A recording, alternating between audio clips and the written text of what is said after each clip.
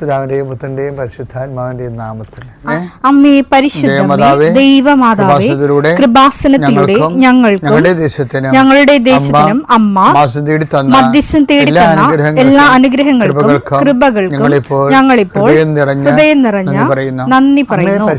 അമ്മേ പരിശുദ്ധമേ ദൈവമാതാവേ 2004 ഡിസംബർ 7 ഉച്ചകഴിഞ്ഞ് 2:30 കൃപാസനത്തിൽ സംഭവിച്ച അമ്മയുടെ പ്രത്യക്ഷപ്പെടലിനെക്കുറിച്ച് തിരുസഭയ്ക്ക് സമർപ്പിച്ചിരിക്കുന്ന പഠനരേഖകളുടെ മേൽ സഭാത്മകമായ പഠനം ആരംഭിക്കുവാൻ ഞങ്ങൾ പ്രാർത്ഥിക്കുന്നു. അമ്മേ പരിശുദ്ധമേ ഭൂസ്വർലോകങ്ങളുടെ രാജ്ഞിയായ അങ്ങേയ്ക്ക് ഭൗമസംരക്ഷണത്തിനായി പ്രപഞ്ചപ്രകൃതിയെ തന്നെ തിരുസഭ പ്രതിഷ്ഠിക്കുവാൻ ഈ പ്രത്യക്ഷീകരണം വഴി ഇടയാക്കണമേ. പരിശുദ്ധമേ ജപമാല മാതാവേ സകല കൃപാസനം പ്രാർത്ഥനയോടും ചേർത്ത് ഞങ്ങളിപ്പോൾ പ്രാർത്ഥിക്കുന്ന ഈ കുടുംബത്തിന്റെ പ്രത്യേക നിയോഗം പറ മക്കളെ.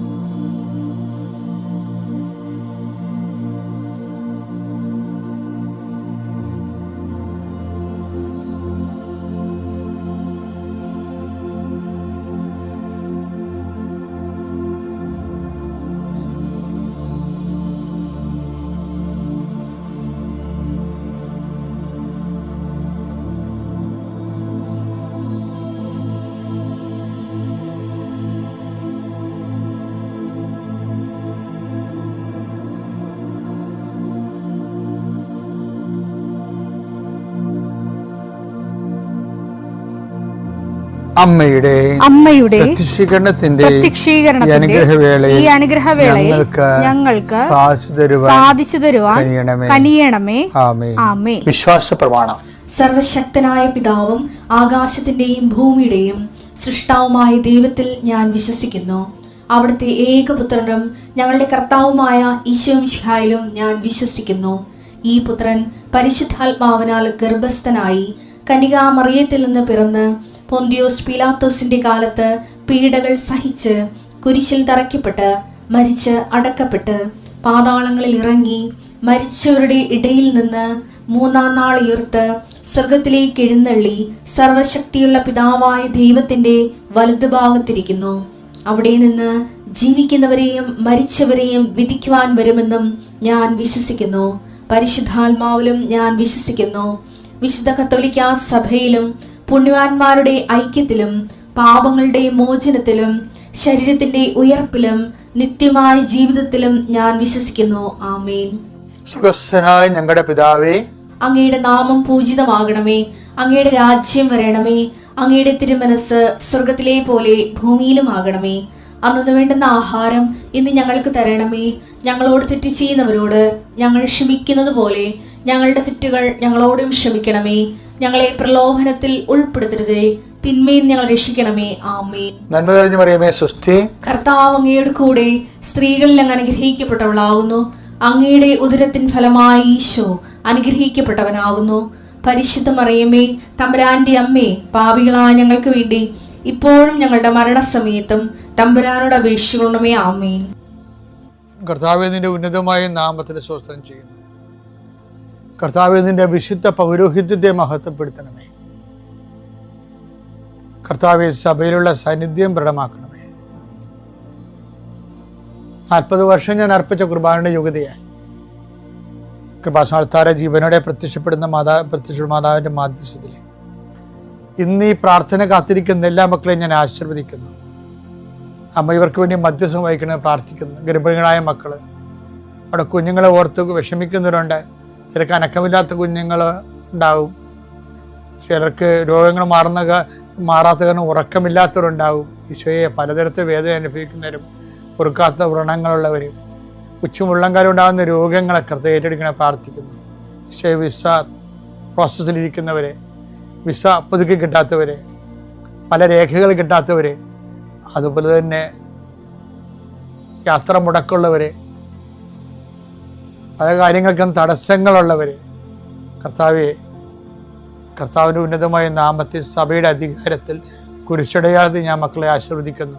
ജോലിയില്ലാത്തവർ, വീടില്ലാത്തവർ, സ്ഥലമില്ലാത്തവർ, ഓരോരോ ചെറിയ ചെറിയ സംരംഭങ്ങളിലൂടെ ജീവിക്കാൻ നോക്കുന്നവർ, കന്നുകാലികൾ വളർത്തി ചെറിയ കടകൾ നടത്തിയൊക്കെ ഉള്ളവർ, വളരെ ബുദ്ധിമുട്ടായിട്ട് ജീവിക്കുന്നവരുണ്ട്. ഈശോയെ, അവരുടെ ജീവിതത്തെ അങ്ങ് പുഷ്കരമാക്കണമേ.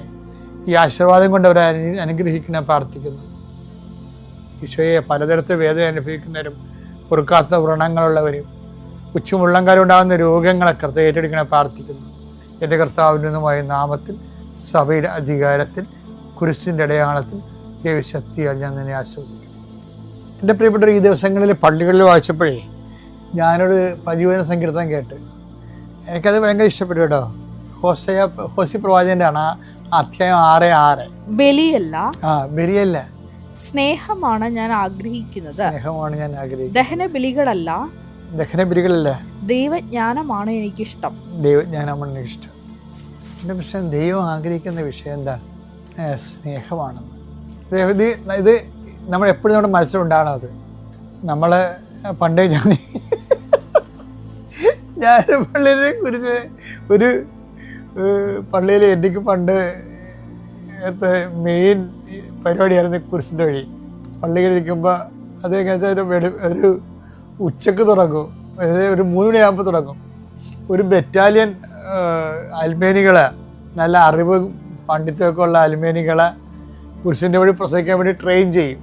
അത് എൻ്റെ മുറി വിളിച്ചു കൂട്ടി. അത് ഞങ്ങളെല്ലാം കൂട്ടുകാരാണ്. കാര്യം അന്ന് ഞാൻ കൊച്ചച്ഛനായിരുന്നു. അപ്പോൾ ഇവരെല്ലാവരും എൻ്റെ പ്രായക്കാർ തന്നെയാണ്. എല്ലാവരെയും ട്രെയിൻ ചെയ്തെടുക്കും. എന്നിട്ട് അവർ വെള്ളമൊക്കെ എടുത്ത് കറുത്ത കുരിശൊക്കെ പിടിച്ച് എൻ്റെ കൂടെ വരും. എന്നിട്ട് അപ്പോൾ ഈ ഞങ്ങൾ മേഖലാ കുരിശിന് വഴിയെന്നാണ് പറയണം. വെച്ച് കഴിഞ്ഞാൽ ഒരു 3-4 കുടുംബ യൂണിറ്റുകൾ ഒരുമിച്ച് കൂട്ടിയിട്ടാണ് നടത്തുന്നത്. അപ്പോൾ എന്നുവെച്ചാൽ ഒരു 2-3 വാർഡുണ്ടാവും. അപ്പോൾ ഈ വാർഡിലുള്ള ആൾക്കാരെല്ലാം കൂടി ഇതിൻ്റെ കൂടെ കൂടും. അത് അവസാനിക്കണമെന്ന് വെച്ച് കഴിഞ്ഞാൽ രാത്രി 2 മണിയാകുമ്പോഴൊക്കെയാണ് ഇത് അവസാനിക്കണത്. അപ്പോൾ വെള്ളവും പെട്രോമാക്സും ഇതെല്ലാം കേട്ട് ആൾക്കാരാണെങ്കിൽ വളരെ ഭക്തിയോടുകൂടെ അത് എന്താ വെച്ചാൽ ഇതിനെല്ലാം മധ്യസ്ഥ പ്രാർത്ഥന ഉള്ളത് കൊണ്ടും ഞാനിതൊക്കെ ഒരു മിഷനായിട്ടാണ് ചെയ്യേണ്ടത്. കർത്താവിൻ്റെ അടുത്ത് ആരാധനയ്ക്കും ഒറ്റക്കൊക്കെ നിർന്ന് എപ്പോഴും ഇതിൻ്റെ വിശദത്തിന് വേണ്ടി പ്രാർത്ഥിക്കും. നമ്മളെപ്പോഴും ചെയ്യുമ്പോഴേ നമുക്ക് ഒത്തിരി കാര്യങ്ങൾ ചെയ്യാൻ പറ്റും. പക്ഷേ എല്ലാം ഇങ്ങനെ ഫങ്ഷനായിട്ടാണ് ആൾക്കാർ ചെയ്യേണ്ടത്. ചില വീടുകളിലൊക്കെ ചെല്ലുമ്പോൾ കല്യാണത്തിനൊക്കെ ചെല്ലുമ്പോൾ നല്ലൊരു അഭിഷേകമായിരിക്കും അവിടെ. ചില വീട്ടിൽ ചെല്ലുമ്പോൾ നിറയത്തിൽ തമ്മിലിരിക്കും. എന്താ കാര്യം, അവിടെ ആർക്കും അവരത് പ്രേയർ ചെയ്തല്ലേ ചെയ്യണം. അവർ മനുഷ്യന്മാർ ചെയ്യണ പോലെയൊക്കെ ചെയ്യും. സാധാരണഗതിയിൽ ഓരോരുത്തരുടെ കാര്യങ്ങൾക്ക് വേണ്ടി അവരങ്ങനെ തിരക്കൊക്കെ കാണിച്ച് അവരുടെ ലക്ഷ്യങ്ങളൊക്കെ വേറെ ആയിരിക്കും. ദൈവം പോലും ഉണ്ടാകത്തില്ല അവരുടെ ചിന്തയിൽ ആ കാലത്ത്. അതുകൊണ്ട് ആ വീടുകളൊക്കെ ചെല്ലുമ്പോൾ നമുക്ക് അറിയാൻ പറ്റും. ഞാൻ പിന്നെ ഇടവക വികാരിയാകുമ്പോൾ പോകണമല്ലോ എല്ലായിടത്തും. കരയുന്നവിടെ കരയണം, ദുഃഖിക്ക് സന്തോഷിക്കുന്നവിടെ സന്തോഷിക്കണം. അതല്ലേ പോളിസി. ദിവസം പറഞ്ഞാണ്. അപ്പോൾ നമുക്ക് ചിലയിടത്ത് ചെല്ലുമ്പോൾ സങ്കടം വരും, ചിലയിടത്ത് ചെല്ലുമ്പോൾ നല്ല അഭിഷേകമായിരിക്കും. അപ്പോൾ ഇതിപ്പോൾ എന്ത് സംഭവിച്ചു കഴിഞ്ഞാൽ ഇതിങ്ങനെ പ്രാർത്ഥിച്ച് ചെയ്യണ കാരണം നല്ല അച്ചടക്കമാണ്, നല്ല ആൾക്കാരുടെ അകത്ത് ലയിച്ചെന്ന് പ്രാർത്ഥിക്കും. പക്ഷെ ഒരു ദിവസം തുടങ്ങിയപ്പോൾ ഒരു ചേടത്തി, അവർ എല്ലാവരുമായിട്ട് കലഹം ഉണ്ടാക്കണ ചേടത്തിയാണ്. അത് ഞാൻ ഇടയ്ക്കൊക്കെ ഇങ്ങനെ പള്ളിയിലൊക്കെ ചൂടാകണില്ലേ, അത് ഇതുപോലെ കുറേ ജന്മങ്ങളെ കണ്ടിട്ട് അനുഭവിച്ചിട്ടാണ് ഈ പള്ളിയിലൊക്കെ ഇടയ്ക്ക് ഞാൻ പ്രസംഗിക്കുമ്പോഴൊക്കെ എന്തൊക്കെ പറയണത്.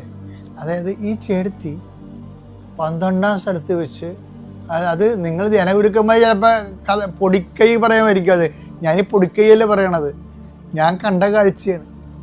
ഇവർ 12ാം സ്ഥലത്ത് വെച്ച് പോയി കളഞ്ഞാൽ ഒരു വീട്ടിലായിരുന്നത് 12ാം സ്ഥലം. എന്നിട്ട് പിന്നെ അവർ 14ാം സ്ഥലത്ത് പൊങ്ങി. അപ്പോൾ എന്താ വെച്ച് കഴിഞ്ഞാൽ ആ 12ാം സ്ഥലത്തെ വീട്ടുകാരുമായിട്ട് ഇവർക്ക് വഴക്കാണ്. അങ്ങനെ കുറേ ആൾക്കാരുണ്ട്. ഈ ആചാരാനുഷ്ഠാനങ്ങളൊക്കെ ചെയ്യും. അവർ പള്ളിയിൽ പോകും, കുർബാന കുമ്പസാരിക്കും, കുർബാന സ്വീകരിക്കും. പക്ഷേ ഈ മറ്റുള്ളവർക്ക് ഇതിൽ വിശ്വാസം പോകാൻ കാരണം ഇത് പങ്കെടുക്കുന്ന ആൾക്കാരുടെ കാട്ടായങ്ങളാണത്. അത് നമ്മളെ വല്ലാത്ത രീതിയിൽ ആൾക്കാരെ വിശ്വാസം ഉള്ളവർ കാണിക്കുന്ന വിശ്വാസരാഹിത്യങ്ങളെ അത് നമുക്ക് ശരിക്കും ആത്മശോധന ചെയ്യേണ്ടതാണ്. മുൻപ് കാലത്ത് വിശ്വാസം ഉള്ളവർ കാണിക്കുന്ന വിശ്വാസരാഹിത്യങ്ങളാണ്. എൻ്റെ ഇടവകയിൽ ഒരു അച്ഛൻ ഇരിപ്പുണ്ടായിരുന്നു. ഇപ്പം ഇത് പറയണത് ശരിയാണെന്ന് അറിയത്തില്ല.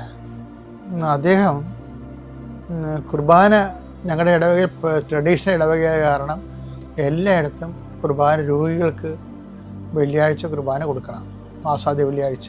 അപ്പം അത് എല്ലായിടത്തും ഇങ്ങനെ അച്ഛൻ കൊണ്ട് കൊടുക്കും.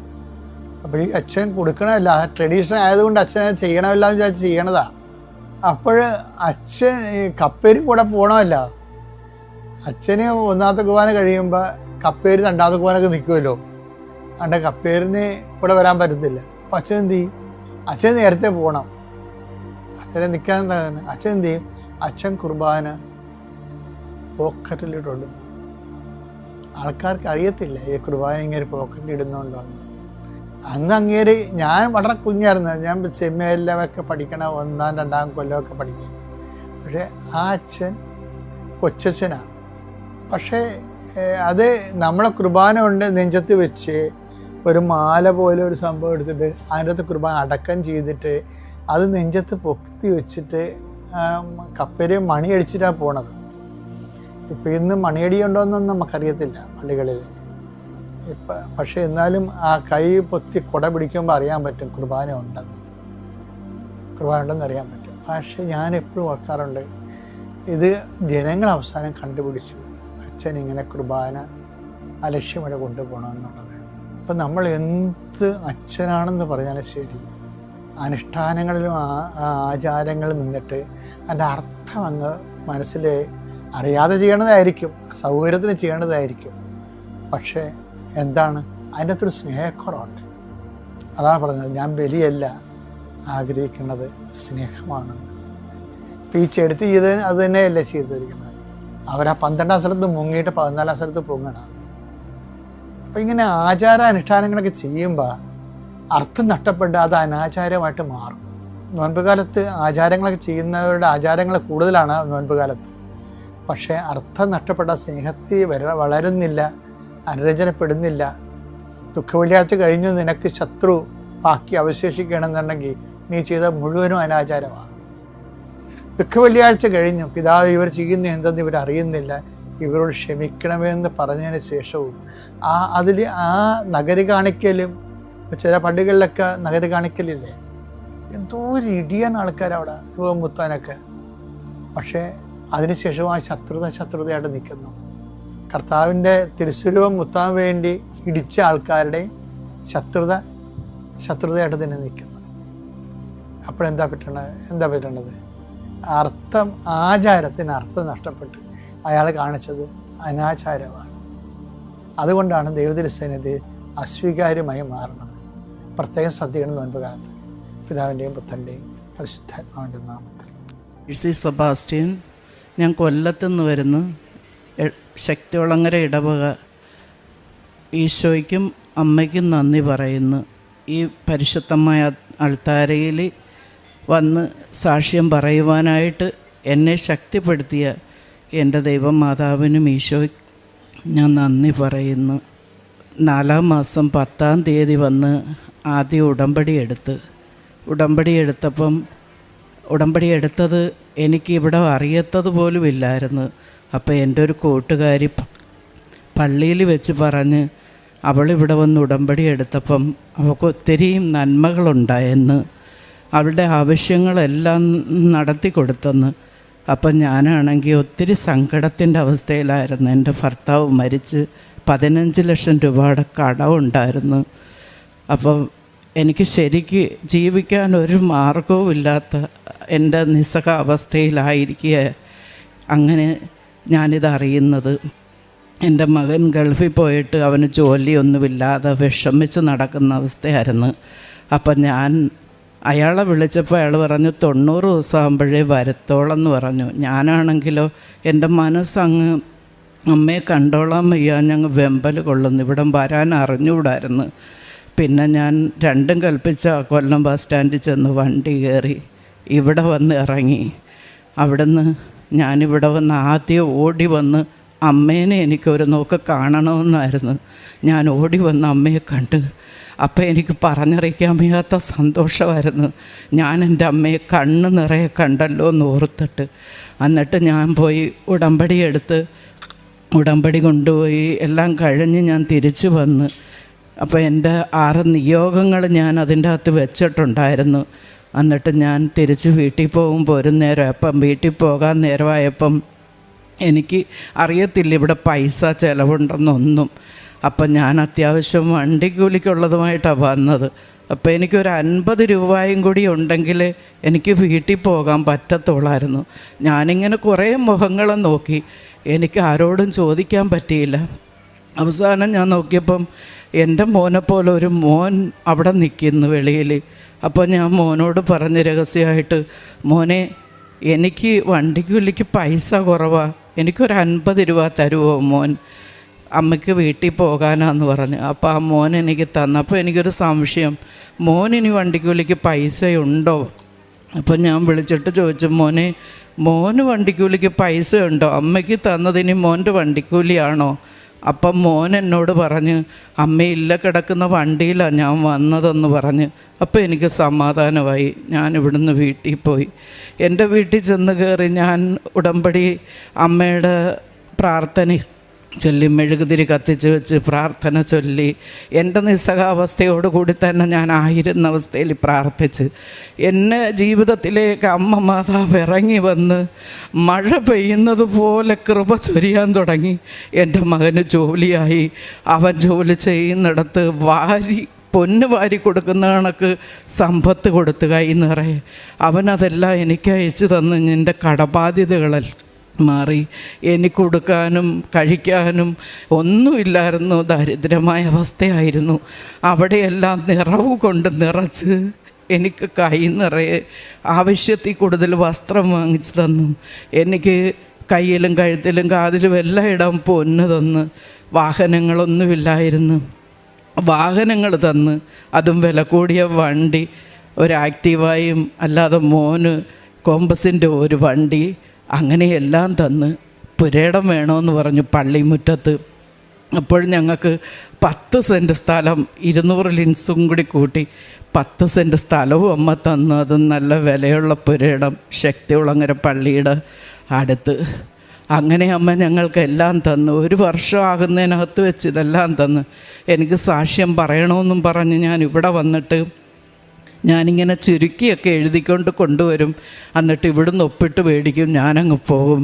എന്തോ എനിക്ക് എൻ്റെ മനസ്സിൻ്റെ ആണോ എനിക്കറിയത്തില്ല, ഭയങ്കരമായ ഒരു പേടി. അതായത് ഇത്രയും സാമ്പത്തിക തകർച്ചയിൽ കിടന്ന ഞങ്ങൾ ഇങ്ങനെ ഉയർത്ത് വന്നത് എനിക്ക് പറയാൻ ഭയങ്കരമായ പേടി.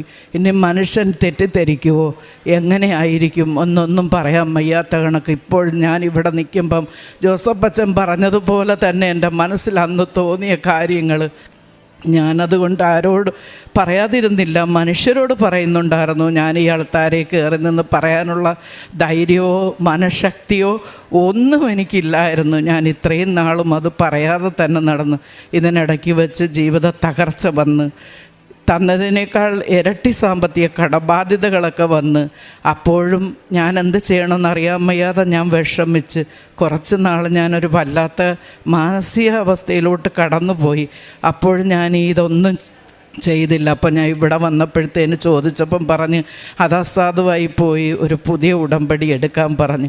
അങ്ങനെ വീണ്ടും 2024 6-ാം മാസം 6-ാം തീയതി ഞാനിവിടെ വന്ന് പുതിയ ഉടമ്പടി എടുത്ത് ആ ഉടമ്പടിയിൽ എനിക്കൊരു നിർബന്ധമുണ്ടായിരുന്നു. അതായത് വിശുദ്ധ ബലി അർപ്പണത്തിന് പങ്കെടുക്കണം, നിത്യബലി പങ്കെടുക്കണം, കുടുംബ പ്രാർത്ഥന ചൊല്ലണം, മാക്സിമം ഇതിൽ പറഞ്ഞിരിക്കുന്നതൊന്നും കൂടാതെ ചെയ്യണം. പിന്നെ മാനുഷികമായ തലത്തിൽ എന്തെങ്കിലുമൊക്കെ നമുക്ക് തോന്നുന്ന ചെറിയ കുശുമ്പോ ബുദ്ധിമുട്ടോ ഒക്കെ ഉണ്ടായിട്ടുണ്ട്, ഇല്ലെന്ന് പറയാൻ പറ്റത്തില്ല. ഞാൻ മനുഷ്യനായിരിക്കെ എനിക്ക് എൻ്റേതായ കുറേ സ്വഭാവങ്ങൾ വന്നിട്ടുമുണ്ട് ഇതിൽ. അപ്പോൾ അങ്ങനെ കടന്നുപോയി. ഞാൻ ഇവിടെ വരും, ഇവിടെ വന്നിട്ട് ഞാൻ കുറച്ച് പത്രം എടുക്കും.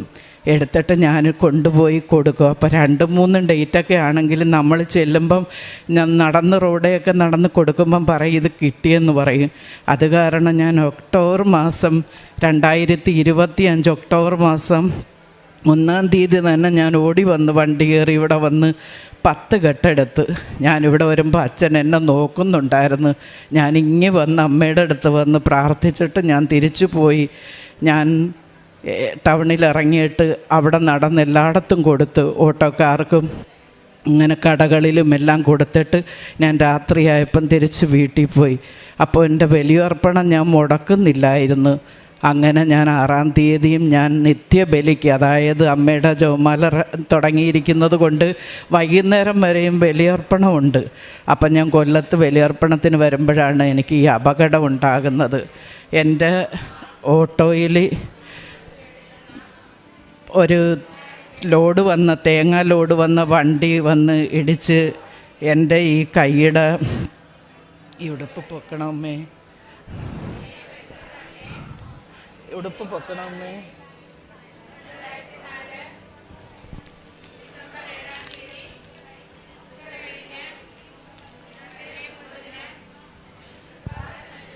എൻ്റെ ഈ കൈയുടെ പുറത്തൂടെ ആ ലോഡ് വണ്ടി കയറി എൻ്റെ മസിലും എൻ്റേതായ ഈ കൈയുടെ അകത്ത് വേണ്ടുന്ന എല്ലാ സംഭവങ്ങളും മുട്ടിന് മേളിലോട്ടും ഈ ഷോളർ വരെയും മുറിഞ്ഞു പോയി, ഓപ്പണായിപ്പോയി. എങ്കിലും പരിശുദ്ധ അമ്മ, അന്നേരവും ഞാൻ എൻ്റെ 91-ാം സങ്കീർത്തനം ചൊല്ലിയാണ് ഞാൻ ആ വീഴ്ചയിലും വീഴുന്നത്. അപ്പോഴത്തേനും ഞാൻ നോക്കുമ്പം എനിക്ക് അങ്ങോട്ട് നോക്കാനൊന്നും സാധിക്കുന്നില്ല, കാരണം അവിടെ എന്തോ സംഭവിച്ച് മുറിഞ്ഞു പോയിട്ടുണ്ട്. എന്നിട്ട് എൻ്റെ അസ്ഥിക്ക്, ആ വണ്ടിയുടെ വീല് കയറിയെന്ന് പറയുന്ന എൻ്റെ അസ്ഥിക്ക് ഒരു കുഴപ്പവും വരുത്താതെ പരിശുദ്ധ അമ്മ മാതാവും ഈശോയും എല്ലാ വിശുദ്ധരും സർവ്വവിശുദ്ധരും മാലാഖമാരും എന്നെ പൊതിഞ്ഞ് സംരക്ഷിച്ച് കാത്തു പരിപാലിച്ചു എന്ന് ഞാൻ അറിയുന്നു. പിന്നീട് എന്നെ കിംസ് ആശുപത്രിയിലേക്ക് കൊണ്ടുപോയി, തിരുവനന്തപുരത്ത്. അവിടെ കൊണ്ടുവന്ന് ആ രാത്രി ഓപ്പറേഷൻ ചെയ്ത്, എന്നിട്ട് തിരിച്ച് വീണ്ടും, കാരണം ഓപ്പറേഷൻ ചെയ്തിട്ടൊന്നും ക്ലിയർ ആയിട്ടില്ല. പിന്നീട് 2ാമത്തെ ഓപ്പറേഷൻ നടത്തി, അതും ക്ലിയർ ആയില്ല. അത് കഴിഞ്ഞിട്ട് ഇവിടെ അമ്മയുടെ റാലി നടക്കുന്ന ദിവസം പ്രഭാതത്തിൽ ഒക്ടോബർ 25-ാം തീയതി എൻ്റെ 3ാമത്തെ ഓപ്പറേഷൻ നടത്തി. കാരണം എൻ്റെ തുടയിൽ നിന്ന് ആവശ്യമായതെല്ലാം എടുത്തു വെച്ച് മൂടിയാണ് എനിക്കിത് ചെയ്തു തന്നിരിക്കുന്നത്. അപ്പം അങ്ങനെ ഓപ്പറേഷൻ കഴിഞ്ഞ് 1 മാസമായപ്പം എന്നെ അവിടുന്ന് ഡിസ്ചാർജാക്കി. അപ്പോൾ ഡോക്ടർ ഒരു കാര്യം ഞങ്ങളോട് പറഞ്ഞിട്ടുണ്ടായിരുന്നു, പിന്നെ ആഴ്ചയിൽ 2 പ്രാവശ്യം എന്നെ കൊണ്ടുപോയി അവിടെ ഡ്രസ്സ് ചെയ്യുന്നുണ്ടായിരുന്നു. അപ്പം ഡോക്ടർ പറഞ്ഞ് ഇങ്ങനെയാ, ഈ വ്യക്തിക്ക് ഇത്രയും പ്രായമുള്ളത് കൊണ്ട് 21 ദിവസമാകുമ്പം ഈ തുടയിൽ ഓപ്പറേഷൻ ചെയ്ത് വെച്ചിരിക്കുന്നിടത്ത് അവിടെ ക്ലിയറായി, അവിടെ അവർ ചെയ്തു വച്ചിരിക്കുന്ന ആ ബാൻഡേജ് എല്ലാം അത് നിലത്ത് വീണെങ്കിൽ മാത്രമേ ഞാൻ സുഖം പ്രാപിക്കത്തുള്ളൂ എന്ന് പറഞ്ഞ്. അപ്പം അല്ല എങ്കിൽ അവർക്ക് ഒന്നും ചെയ്യാൻ പറ്റത്തില്ലെന്ന് പറഞ്ഞിട്ടുണ്ടായിരുന്നു. ഇവിടെ ഞാൻ ആസ്പത്രിയിൽ നിന്ന് വരുമ്പോഴേ ഞാനൊരു ശാഠ്യം പിടിച്ചിരുന്നു, എനിക്ക് ജോസഫച്ചൻ്റെ കൈവപ്പ് വേണമെന്ന് പറഞ്ഞ്. ഞാൻ പറഞ്ഞ് എന്നെ കൃപാസന അമ്മയുടെ അടുത്ത് കൊണ്ടുപോകണം, എന്നെ അച്ഛനെ കൊണ്ട് കൈവെപ്പിക്കണം, എന്നാൽ എനിക്ക് അച്ഛൻ്റെ കൈവപ്പ് കിട്ടിയാൽ മാത്രം മതി, ഞാൻ സുഖം പ്രാപിക്കും. ഇങ്ങനെ തന്നെ ഞാൻ തീർത്ത് പറഞ്ഞുകൊണ്ടായിരുന്നു ഞാൻ ആ കിടക്കയിൽ. എന്നെ 4 പേര് പിടിച്ചാലേ എനിക്ക് എന്തിനും സാധിക്കത്തുള്ളായിരുന്നു, അല്ലാതെ എനിക്ക് ഒറ്റയ്ക്ക് എഴുന്നേൽക്കാനോ ഒരാൾ പിടിച്ച് എഴുന്നേൽപ്പിക്കാനോ സാധിക്കുന്ന ഒരവസ്ഥ അല്ലായിരുന്നു എൻ്റേത്. അങ്ങനെ ആയിരിക്കവേ എനിക്ക് 17 ദിവസം ഓപ്പറേഷൻ കഴിഞ്ഞ് 17 ദിവസമായപ്പം എൻ്റെ മക്കൾ എന്നെ ഇവിടെ കൊണ്ടുവന്ന് ജോസഫച്ചനെ കാണാനായിട്ട് എനിക്ക് അനുഗ്രഹം തന്നു. എന്നെ എത്രയും പതുക്കെ കൊണ്ടുവന്നതാ. അപ്പോൾ ഏറെ വൈകി. അന്നേരവും ഞങ്ങളുടെ മനസ്സിൽ അൾത്താരയിൽ ജോസഫച്ചൻ കാണണേ എന്ന് മാത്രം പ്രാർത്ഥിച്ചുകൊണ്ടിരുന്നു. ഇവിടെ വന്നപ്പം ആദ്യം ഓടി വന്ന് നോക്കിയത് അച്ഛൻ അൾത്താരയിലുണ്ടോ എന്നാ. അപ്പോൾ അച്ഛൻ അൾത്താരയിലുണ്ട്. അത് കണ്ടപ്പം തന്നെ സമാധാനമായി. എൻ്റെ മോള് പോയി കൂപ്പൺ മേടിച്ചുകൊണ്ട് വന്ന് ഇവിടെ കൊടുത്ത്. അച്ഛൻ എന്നെ ഇങ്ങോട്ട് കയറ്റുന്ന സമയത്താണ് ശരിക്കും അച്ഛൻ്റെ ശ്രദ്ധയിൽ ഞാൻ പെടുന്നത്. അച്ഛന് എളുപ്പം തന്നെ ഇരുന്നിടത്തുനിന്ന് ഓടി വന്നിട്ട് ചോദിച്ചു, മോളെ എന്താ പറ്റിയതെന്ന് ചോദിച്ചു. അപ്പം പറഞ്ഞു, അച്ഛാ ഇന്ന കണക്ക് അപകടം പറ്റിയതാന്ന് പറഞ്ഞ്. അപ്പോൾ അച്ഛനോട് ഞാൻ പറയാതെ തന്നെ അച്ഛൻ പറഞ്ഞ്, നഷ്ടപ്പെട്ടു പോയ മസിലുകളും എല്ലാം തിരിച്ചു വരട്ടെ. എനിക്ക് നൽകിയിരിക്കുന്ന പൗരോഹിത്യത്തിൻ്റെ അധികാരം 39 വർഷം ഞാൻ അർപ്പിച്ച പൗരോഹിത്യത്തിൻ്റെ അധികാരത്താൽ ഈ ജീവൻ പ്രാപിക്കട്ടെ എന്ന് പറഞ്ഞു. എനിക്ക് ജീവൻ പ്രാപിച്ചു. ഇപ്പോൾ ഞാൻ എൻ്റെ കൈ കൊണ്ട് ഇത്രയും എനിക്ക് കൈ ഉയർത്താം. എൻ്റെ ഈ കൈ ഇത്ര മാത്രം സുഖം പ്രാപിച്ചു. അച്ഛൻ പറഞ്ഞു, മോള് വന്ന് സാക്ഷ്യം പറയണമെന്ന്. ഞാൻ ഇന്ന് വന്നതാ സാക്ഷ്യം പറയാനായിട്ട്. എൻ്റെ അച്ഛനിൽ വസിക്കുന്നത് ഞാൻ ഇന്നലെ രാത്രിയും ചോദിച്ച്, ആരാപ്പ അച്ഛനിൽ ഇത്രയും ദൈവികത്വം? അപ്പോഴെനിക്ക് മനസ്സിലായി, അച്ഛനല്ലിത്, അമ്മ മാതാവാ. അമ്മ മാതാവ് നിറഞ്ഞിരിക്കുക. അതുകൊണ്ട് അച്ഛൻ വെച്ചപ്പം ഞാൻ ഇത്രയും സുഖം പ്രാപിച്ചത്. അതുവരെ എൻ്റെ ശരീരത്തിൽ നിന്ന് വാട വരുന്നുണ്ടായിരുന്നു, പഴുപ്പിൻ്റെ. അച്ഛൻ ആ കൈവച്ച് പ്രാർത്ഥിച്ച് എന്നെ വിട്ട് ആ രാത്രി പാതിരാത്രിയായപ്പം എൻ്റെ ഈ കെട്ട് തനിയഴിഞ്ഞ് താഴെ പോയി. 17 ദിവസമുള്ളപ്പം 21 ദിവസമാണ് ഡോക്ടർ പറഞ്ഞിരുന്നത്. 21 ദിവസം കഴിഞ്ഞാൽ പിന്നെ അവർക്കൊന്നും ചെയ്യാനില്ലെന്ന് അവർ പറഞ്ഞിരുന്നത്. അപ്പോൾ ദൈവത്തിൻ്റെ കൃപ ഒഴുകി വന്ന് എൻ്റെ അച്ഛനിലൂടെ എനിക്ക് തന്ന ഈ വലിയ അനുഗ്രഹത്തെ ഓർത്ത് നന്ദി പറയുമ്പം ഞാൻ അമ്മ മാതാവിനോടും ഈശോയോടും മാപ്പ് ചോദിക്കുന്നു. എനിക്ക് തന്ന മുൻകാലങ്ങളിൽ തന്ന അനുഗ്രഹങ്ങൾക്ക് ഞാൻ സാക്ഷ്യം പറയാതെ പോയ എല്ലാ അവസ്ഥകളെയും ഓർത്തുകൊണ്ട് ഞാൻ അമ്മയോടും മാപ്പ് ചോദിക്കുകയായി ആൾത്താരെ കയറിയെന്ന്. അമ്മ മാതാവ് എനിക്ക് മാപ്പ് തരണേ. ഞാനിപ്പം രക്ഷിത പ്രവർത്തനം ഒന്നും ചെയ്യുന്നില്ല. കാരണം ഞാൻ കിടക്കയിൽ നിന്ന് എഴുന്നേക്കാൻ തുടങ്ങിയിട്ട് കുറഞ്ഞ നാളെ ആയുള്ളൂ. അപ്പം ഈ നിത്യബലിക്കോ അങ്ങനെയൊന്നും പോകത്തില്ല. പിന്നെ ഇപ്പം 2-3 ഞായറാഴ്ച കുർബാനയ്ക്ക് പോയി. ഇതിൻ്റെ ഇടയ്ക്ക് വെച്ച് കൊമ്പസാരം കുർബാനയൊക്കെ തന്നായിരുന്നു. അല്ലാതെ ഒരു പ്രാവശ്യം കൊമ്പസാരിച്ച് ഇപ്പം ഇത്തിരി നേരം ഇരുന്ന് കുടുംബ പ്രാർത്ഥന ചൊല്ലും. അല്ലാതെ എന്നെക്കൊണ്ട് ഒത്തിരി ഒന്നും പറ്റത്തില്ല. എന്നാലും എൻ്റെ ഒത്തിരി ഭാഗങ്ങളിൽ എല്ലാ വേദനകളും മാറ്റിത്തന്ന്. ഇതിൻ്റെ ഇടയ്ക്ക് ഞാൻ പറയാൻ വിട്ടുപോയൊരു കാര്യമുണ്ട്. എനിക്ക് ഇത്രയും വലിയ ഒരാപത്ത് പറ്റി ഞാൻ കിടക്കുമ്പം എൻ്റെ മക്കളെല്ലാം ഓടി വരുമ്പം ടേബിളിലിട്ടേക്കുന്ന ഞാൻ ദൈവമാതാവിനെയും ഈശോയെയും ഈശോ മറിയ ഔസേപ്പിനെയും സർവ്വവിശുദ്ധരെയും എല്ലാവരെയും വിളിച്ച് പ്രാർത്ഥിക്കുന്ന എന്നെ മാത്രം അവർ കണ്ടത്. ഒരിക്കലും ഞാൻ കരയുന്നതായിട്ട് അവർ കണ്ടിട്ടില്ല. എന്നെ കരയിച്ചില്ല. എൻ്റെ ഈശോയും അമ്മയും എനിക്കൊരു വേദനയും വരുത്തിയില്ല. ഞാൻ വേറൊരു അവസ്ഥയിലൂടെ എന്നെ വഴി നടത്തി. അത്രയും വലിയൊരവസ്ഥ ഞാൻ കണ്ടിരുന്നെങ്കിൽ ഞാൻ തിരിച്ചു വരത്തില്ലെന്നാണ് ഡോക്ടർ പോലും പറഞ്ഞത്. അവിടുന്ന് എനിക്ക് പുതുജീവൻ തന്ന് എന്നെ തിരിച്ചു കൊണ്ടുവന്നത്. ആ ദൈവത്തിന് ഞാൻ നന്ദി പറയുന്നു. എൻ്റെ മാതാവിനും ഞാൻ നന്ദി പറയുന്നു. മരണത്തിൻ്റെ നിഴൽ വീണ താഴ്വരയിലൂടെയാണ് ഞാൻ നടക്കുന്നതെങ്കിലും അവിടുന്ന് കൂടെ ഉള്ളതിനാൽ ഞാൻ ഭയപ്പെടുകയില്ല. അങ്ങയുടെ ഊന്നുവടിയും ദണ്ടും എനിക്ക് ഉറപ്പ് നൽകുന്നു.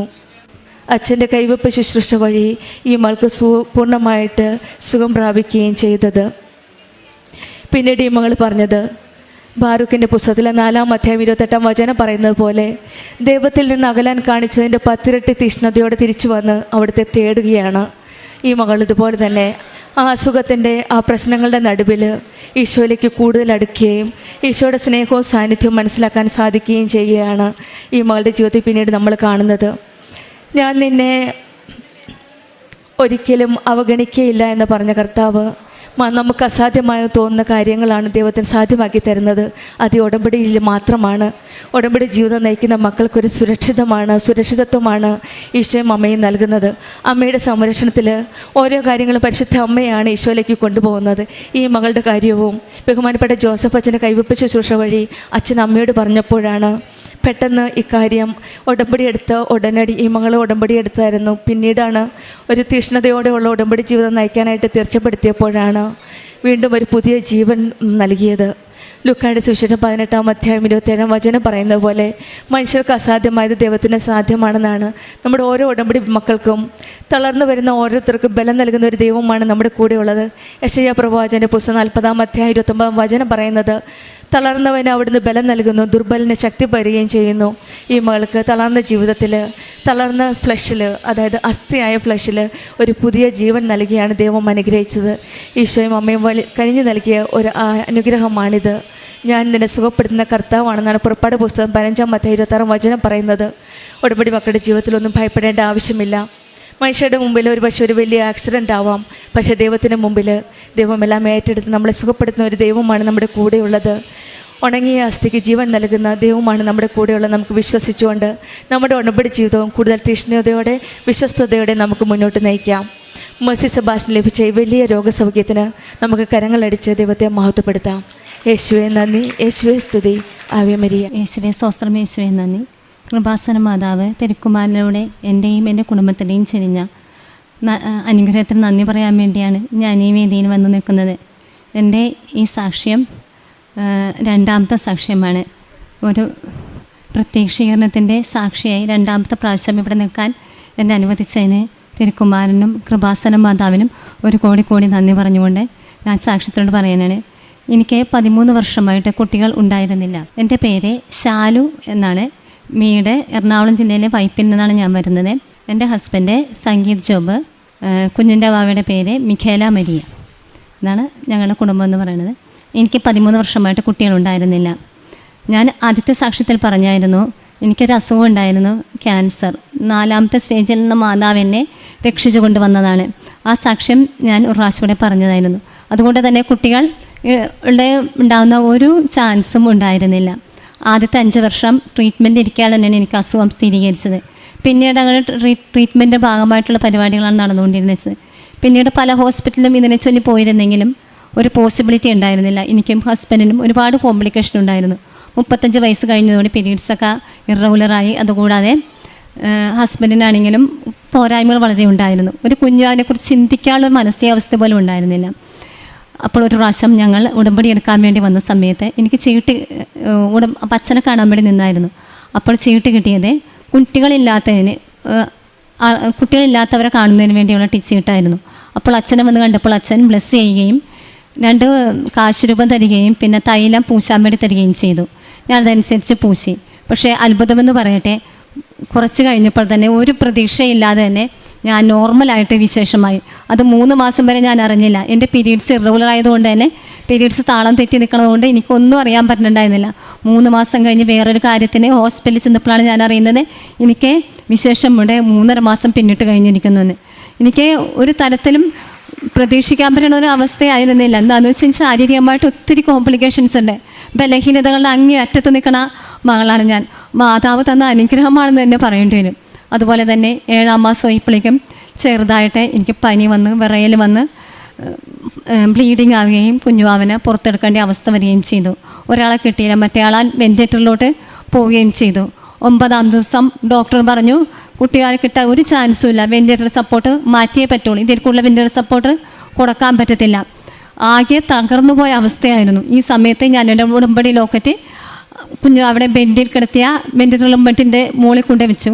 അതുകൂടാതെ ഉപ്പ് മിതറി പ്രാർത്ഥിക്കുകയും ചെയ്തു. അത്ഭുതം എന്ന് പറയട്ടെ, അന്ന് വൈകിട്ട് കുഞ്ഞുവാവ നോർമലി ബ്രീത്ത് ചെയ്യാൻ തുടങ്ങി. വെന്റിലേറ്റർ സപ്പോർട്ട് ഇല്ലാതെ തന്നെ ബ്രീത്ത് ചെയ്യാൻ തുടങ്ങി. അതുകൂടാതെ ഓരോ കോംപ്ലിക്കേഷൻസ് ഉണ്ടായിരുന്നു. ഇൻഡസ്റ്റൈൻ പ്രശ്നം ഉണ്ടായിരുന്നു പറഞ്ഞു, വയറിന് പ്രശ്നം ഉണ്ടായിരുന്നു, അതോടൊപ്പം തലക്ക് പ്രശ്നം ഉണ്ടായിരുന്നു പറഞ്ഞ്, അതുകൂടാതെ ലങ്സ് ഡെവലപ്പ് ആകാനുണ്ടായിരുന്നു പറഞ്ഞ്, ഇതൊക്കെ ആദ്യം പ്രശ്നം ഉണ്ടായെന്ന് പറയും, പിന്നെ പറയും കുഴപ്പമില്ല, എല്ലാം നോർമലായി. അങ്ങനത്തെ രീതിയിലോട്ട് മാതാവ് കരം പിടിച്ചെന്നുള്ള രീതിയിൽ കുഞ്ഞുവാനെ ഉയർത്തിക്കൊണ്ട് വന്നു. അതുകൂടാതെ 9ാമത്തെ ദിവസം വെന്റിലേറ്റർ സപ്പോർട്ടിലാണെന്ന് പറഞ്ഞതിന്, വെന്റിലേറ്റർ സപ്പോർട്ടിൽ നിന്ന് രക്ഷപ്പെടില്ല എന്ന് പറഞ്ഞതിൻ്റെ അന്നത്തെ ദിവസം ഉച്ച സമയത്ത് മാതാവ് എൻ്റെ വീട്ടിൽ വന്നു.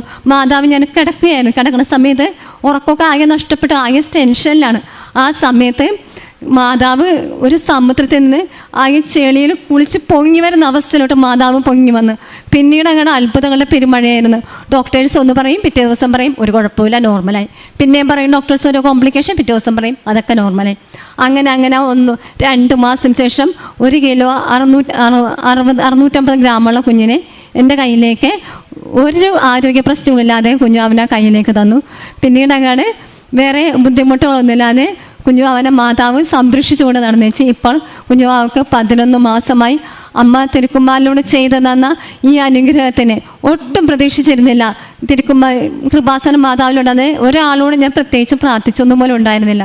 അമ്മ മാതാവിലൂടെ മാത്രം ചെയ്തു തന്ന ഈ അനുഗ്രഹത്തിന് കോടാനുകോടി നന്ദി അമ്മ മാതാവിനും തിരുക്കുമാരനും ഞാൻ പറഞ്ഞുകൊള്ളുന്നു. അതുകൂടാതെ കഴിഞ്ഞ പ്രാവശ്യം എൻ്റെ ഹസ്ബൻഡ് പോലീസിലായിരുന്നു. ഞാൻ ഉടമ്പടി പുതുക്കാൻ വേണ്ടി വന്നപ്പോൾ ഒരു നിയോഗം എഴുതിയിട്ടുണ്ടായിരുന്നു. എനിക്ക് ശാരീരികമായിട്ട് കുറേ ബലഹീനതകളുള്ള കാരണം എനിക്ക് ഒറ്റയ്ക്കൊരു കുഞ്ഞിനെ സത്യം പറഞ്ഞാൽ കുറേ നേരം എടുത്ത് നിൽക്കാൻ തന്നെ എനിക്ക് പറ്റില്ല. ആ ഒരു അവസ്ഥയിൽ ഞാൻ പറഞ്ഞായിരുന്നു ഹസ്ബൻഡിന് ഇപ്പോൾ വീടിൻ്റെ അടുത്താണ് നിൽക്കുന്നത്. ഒരു ട്രാൻസ്ഫർ ദൂരത്തേക്ക് പോയി കഴിഞ്ഞാൽ ഭയങ്കര ബുദ്ധിമുട്ടാണ്. പോലീസിലാണ് ഇലക്ഷൻ ട്രാൻസ്ഫർ വരുന്നത്. ഞാൻ പ്രാർത്ഥിച്ചു, മാതാവ് ഹൈക്കോടതിയിലേക്ക് ട്രാൻസ്ഫർ കിട്ടണം. മാതാവ് അത് എന്നെ അനുഗ്രഹിച്ചു. ഇപ്പോൾ കഴിഞ്ഞൊരു 30 ആഴ്ച ഇതുപോലെ അതിന് ഓർഡർ വന്ന് ഹൈക്കോടതി ലൈസൻസ് ഓഫീസറായിട്ട് ഹസ്ബൻഡിനെ പോസ്റ്റ് ചെയ്തതായിട്ട് അറിയിച്ചു. അമ്മ മാതാവിന് ഒരു കോടി നന്ദി. അമ്മ മാതാവിലൂടെ എൻ്റെ കുടുംബത്തിന് ചെയ്തുകൊണ്ടിരിക്കുന്ന ഓരോ അനുഗ്രഹങ്ങൾക്കും ഒരു കോടി നന്ദി പറയുന്നു. ഇതുവഴി ഈ കൃപാസനത്തിൽ വന്ന് പ്രാർത്ഥിച്ചതിന് വഴിയായിട്ട് എനിക്കിപ്പോൾ എന്ത് പ്രശ്നം വന്നു കഴിഞ്ഞാലും മാതാവ് എൻ്റെ കൂടെയുണ്ട്. എൻ്റെ പിറകിൽ ദൈവത്തിൻ്റെ വൻ കരുത്തുണ്ട്. അങ്ങനത്തെ ഒരു വിശ്വാസത്തിലൂടെ കയറി വരാനായിട്ട് മാതാവിലൂടെ എനിക്ക് സാധിച്ചു. പിന്നെ എനിക്ക് ചെയ്ത പ്രേക്ഷിത പ്രവർത്തനങ്ങൾ എന്ന് പറയുന്നത് എന്നാൽ കഴിയുന്ന രീതിയിലുള്ള പ്രവർത്തനങ്ങൾ. എനിക്ക് RCC പോണ സമയത്ത് ചെക്കപ്പിന് പോണ സമയത്ത് അവിടെ കൊണ്ടുപോയി കൃപാസന പത്രം വാങ്ങിച്ചു കൊടുക്കും. അല്ലാന്നുണ്ടെങ്കിൽ ജനറൽ ഹോസ്പിറ്റലിൽ അല്ലെന്നുണ്ടെങ്കിൽ വീടുകളിലാണെങ്കിൽ എനിക്ക് പറ്റുന്ന രീതിയിൽ ആ മാസം എവിടെയാണ് കൊണ്ടുപോയി കൊടുക്കാൻ പറ്റിയെന്ന് വെച്ചാൽ അവിടെയാണ് ഞാൻ ഉടമ്പടി പത്രം കൊണ്ടുപോയി കൊടുത്തത്. പിന്നെ അലക്ഷ്യമായിട്ട് ഉടമ്പടി പത്രം വലിച്ചെറിഞ്ഞിട്ടുണ്ടെങ്കിൽ അത് ഞാൻ കൊണ്ടുവന്ന് സൂക്ഷിച്ച് വെച്ചിട്ട് അത് ആവശ്യമുള്ളവർക്ക് കൊണ്ടേ കൊടുക്കാറുണ്ട്. അങ്ങനെയൊക്കെയാണ് ഞാൻ ഉടമ്പടി പ്രേക്ഷിത പ്രവർത്തനം ചെയ്തുകൊണ്ടിരിക്കുന്നത്. പിന്നെ ഈ സമയത്ത് കുഞ്ഞുവാവൻ ജനിക്കുന്ന സമയമാകുമ്പോൾ ഞാൻ എല്ലാ ദിവസവും പള്ളിയിൽ പോകുമായിരുന്നു.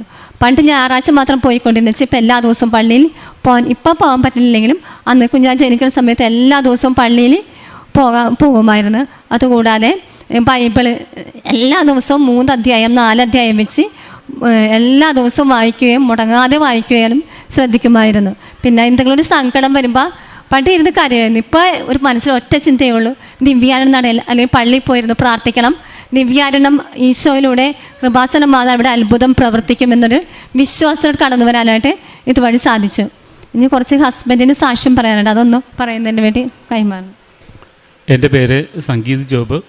ഞാൻ എറണാകുളം നിന്നാണ് വരുന്നത്. എൻ്റെ വൈഫ് പറഞ്ഞായിരുന്നു, ഞാൻ പോലീസ് ഇൻസ്പെക്ടറാണ്.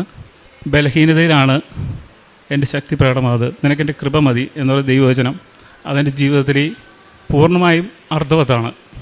കാരണം എൻ്റെ ഭാര്യ പറഞ്ഞിരുന്നു, ബലഹീനതയുടെ കൂമ്പാരമാണ് എന്ന് വെച്ചാൽ ഇമ്പോസിബിൾ എന്നൊരു വാക്കിൽ അതിന് ഈശോയ്ക്ക് സാധ്യമാണ്. അതാണ് എനിക്കെൻ്റെ ജീവിതത്തിൽ മനസ്സിലായത്. കാരണം ഇത്രയേറെ പോരായ്മകളിൽ നിന്ന് എനിക്കൊരു കുഞ്ഞിനെ ദൈവം നൽകി. ഇതിനൊരു പിന്നാമ്പുറമുണ്ട്. 2014 ഞാൻ എൻ്റെ ഭാര്യയുമായിട്ട് അന്ന് ഇങ്ങനത്തെ ഒരു സാഹചര്യമൊന്നുമല്ല, ജോസഫ് അച്ഛനെ വന്ന് കണ്ടിരുന്നു. അന്ന് അച്ഛൻ ഞങ്ങൾക്ക് വേണ്ടി പ്രാർത്ഥിച്ചു. അച്ഛൻ എന്നിട്ട് പ്രാർത്ഥിച്ചിട്ട് എൻ്റെ അടുത്ത് പറഞ്ഞത്, നിങ്ങൾക്ക് അഡോപ്ഷനല്ല, നിങ്ങൾക്ക് ഒരു കുഞ്ഞിനെ ദൈവം തരും, പക്ഷേ താമസമെടുക്കും, നിങ്ങൾ എന്നോട് ചേർന്ന് നിൽക്കണം. 2014 മുതൽ ഇന്ന് 2026 കൃപാസനവുമായി ബന്ധപ്പെട്ട് അന്ന് മുതൽ ചേർന്ന് നിൽപ്പുണ്ട്, അച്ഛനുമായിട്ട് ചേർന്ന് നിൽപ്പുണ്ട്. പക്ഷേ ഈ സഹനത്തിൻ്റെ തീച്ചൂളയിലൂടെ കടന്നുപോയി, അതൊരു സത്യമാണ്. പക്ഷേ ഇത്രയേറെ തീച്ചൂളയിലൂടെയൊക്കെ ജീവിതം കടന്നു പോകുമ്പോഴും ദൈവത്തോട് ചേർന്ന് നിൽക്കാനായിട്ട് ശ്രമിച്ചു. അതിൻ്റെ ഒരു റിസൾട്ടാണ് ഇന്ന് ഞങ്ങളുടെ നടുവിലിരിക്കുന്ന ഈ കുഞ്ഞ്. അപ്പം അസാധ്യമായ ആ സാഹചര്യത്തിൽ ദൈവം സാധ്യമാക്കി നല്ലൊരു കുഞ്ഞിനെ നൽകി അനുഗ്രഹിച്ചു. ഞാനും വൈഫും വളരെ സന്തോഷമായിട്ട് ഞങ്ങളുടെ നടുക്കത്ത് കട്ടിലിൽ ഇവിടെ കിടക്കുമ്പോഴത്തേക്ക് വിശ്വസിക്കാൻ ബുദ്ധിമുട്ടാണ്, പക്ഷേ വിശ്വസിച്ചാലേ നമ്മൾ പറ്റുള്ളൂ. അപ്പോൾ അങ്ങനെ ഒരു കുഞ്ഞിനെ നൽകി സമൃദ്ധമായിട്ട് അനുഗ്രഹിച്ചു. ഇവള് ജനിക്കുന്നതിന് 1 വർഷക്കാലം മുന്നേ, അതായത് പ്രഗ്നൻസി ആണെന്ന് അറിയുന്നതിന് മുന്നേ ഞാനും വൈഫും എന്നും പള്ളിയിൽ പോകുമായിരുന്നു. ഞങ്ങൾ ഒരുമിച്ചാണ് പോകുന്നത്. അപ്പോൾ ദൈവത്തോട് ചേർന്ന് നിന്നതിൻ്റെ ഒരു ഫലമാണ്. ഞാനൊരു നീതി നടപ്പാക്കുന്ന ഉദ്യോഗസ്ഥനാണ്. സത്യസന്ധമായിട്ട് ജോലി ചെയ്യാനും നമ്മുടെ അടുത്ത് വരുന്ന അവർക്ക് പരമാവധി സഹായങ്ങൾ ചെയ്യാനും ഞാൻ ജീവിതത്തിൽ ശ്രമിച്ചിട്ടുണ്ട്. അതാണ് ആകെയുള്ളൊരു മുതൽക്കൂട്ട്. എന്നാൽ കഴിയാവുന്ന എല്ലാ സഹായങ്ങളും നിലവിൽ ചെയ്തു പോകുന്നു. നന്ദി. യേശുവിനും പരിശുദ്ധമ്മയ്ക്കും 1000 നന്ദി. നിങ്ങൾ എന്നിൽ വസിക്കുകയും എൻ്റെ വാക്കുകൾ നിങ്ങൾ നിലനിൽക്കുകയും ചെയ്യുന്നെങ്കിൽ ഇഷ്ടമുള്ളത് ചോദിച്ചു കൊള്ളുക, നിങ്ങൾക്ക് ലഭിക്കും. യോഹന്നാൻ്റെ സുവിശേഷം 15-ാം അധ്യായം 7-ാം വചനമാണ്. നിങ്ങൾ എന്നിൽ വസിക്കുക. ഈശോയുമായുള്ള ഒരു ആത്മബന്ധമാണ്. എൻ്റെ വാക്കുകൾ നിലനിൽക്കുക എന്ന് പറയുന്ന വചനത്തെ കേൾക്കുക മാത്രമല്ല, അതനുസരിച്ച് ജീവിക്കുകയും കൂടിയാണ്. ഈ മകളും മകനും പറഞ്ഞ ഈ സാക്ഷ്യത്തിൽ ഷാലുവും സംഗീതവും അവരുടെ ജീവിത സാക്ഷ്യത്തിൽ ദൈവത്തിനോട് കൂടെ ചേർന്ന് നിൽക്കുന്നതിൻ്റെ ഒരു വലിയ ദൈവാനുഭവത്തിൻ്റെ പ്രത്യക്ഷീകരണത്തിൻ്റെ ഒരു വലിയ സാക്ഷ്യമാണ്. നിങ്ങൾ എന്നിൽ വസിക്കുകയും എൻ്റെ വാക്കുകൾ നിങ്ങളിൽ നിലനിർത്തുകയും ചെയ്യുന്നെങ്കിൽ ഇഷ്ടമുള്ളത് ചോദിച്ചു കൊള്ളുക എന്നാണ് ഇവർ ചോദിച്ചത്. 13 വർഷമായിട്ട് കുഞ്ഞുങ്ങളില്ലായിരുന്നു. ഒരു കുഞ്ഞിന് വേണ്ടിയിട്ടാണ്. ഉടമ്പടിയിൽ പലപ്പോഴും നമ്മളോട് ബഹുമാനപ്പെട്ട ജോസഫ് അച്ഛൻ പറയാറുണ്ട്, അസാധ്യമാണെന്ന് തോന്നുന്ന കാര്യങ്ങൾ നിങ്ങൾ ഉടമ്പടിയിൽ നിയോഗമായി സമർപ്പിക്കുക. നിങ്ങളുടെ കയ്യിൽ പെടാത്ത, നിങ്ങൾക്ക് പറ്റില്ല എന്ന് തോന്നുന്നത് നിങ്ങൾ ഉടമ്പടിയിൽ വയ്ക്കുക എന്നാണ്. ഉടമ്പടി ബന്ധമാണ്. ഉടമ്പടി അനുസരിച്ച് ജീവിക്കുകയും ഉടമ്പടി ഒരു പുതിയ ജീവിത പദ്ധതിയാണ്. മനുഷ്യന് അസാധ്യമായത് ദൈവത്തിന് സാധ്യമാണെന്നാണ് ഉടമ്പടിയിൽ ഓരോ പ്രാവശ്യവും നമ്മൾ കേൾക്കുന്നത്. മർക്കോസിൻ്റെ സുവിശേഷം 10-ാം അധ്യായം 27-ാം വചനം പറയുന്നത്. ആ വചനത്തിനനുസരിച്ചാണ് ഈ മക്കളും പ്രാർത്ഥിച്ചത്. ആദ്യത്തെ സാക്ഷ്യം ക്യാൻസർ 4-ാം സ്റ്റേജിലുണ്ടായിരുന്ന ഈ സഹോദരിയാണ്. ഉടമ്പടി സാക്ഷ്യം പറഞ്ഞു കഴിഞ്ഞു. അതിൻ്റെ 1-ാമത്തെ സാക്ഷ്യത്തിൽ ക്യാൻസറിൽ നിന്ന്, അസുഖത്തിൽ നിന്ന് സൗഖ്യം നൽകിയ ഒരു സാക്ഷ്യമായിരുന്നു. പിന്നീട് ഒരു കുഞ്ഞിനെ പറ്റി ഓർക്കാൻ പോലും എന്തായാലും അത് അസാധ്യമാണെന്ന് തന്നെയാണ് വീണ്ടും വീണ്ടും നമ്മളും പറയുന്നത്, ഇവരും പറയുന്നത്. കാരണം അത് അസാധ്യമെന്ന് പറഞ്ഞാൽ ഒരു 4th സ്റ്റേജിലുള്ള ഒരു പേഷ്യൻ്റായിരുന്നു, ഒരു ക്യാൻസർ പേഷ്യൻ്റായിരുന്നു. മാതാവും ഈശോയും കൂടിയാണ് സൗഖ്യം നൽകിയത്. പിന്നീട് ഒരു കുഞ്ഞിനെ കിട്ടുക എന്ന് പറയുന്നതും പിന്നീട് ഇവർ ദൈവത്തോട് ചേർന്ന് നിന്ന് പ്രാർത്ഥിച്ചുകൊണ്ട് മാത്രമാണെന്നാണ് നമുക്ക് വിശ്വസിക്കാൻ സാധിക്കുന്നത്. കാരണം എൻ്റെ വാക്ക് നിങ്ങൾ നിലനിർത്തുക ചെയ്യുന്നെങ്കിൽ ഇഷ്ടമുള്ളത് ചോദിച്ചു കൊള്ളുക എന്നാണ്.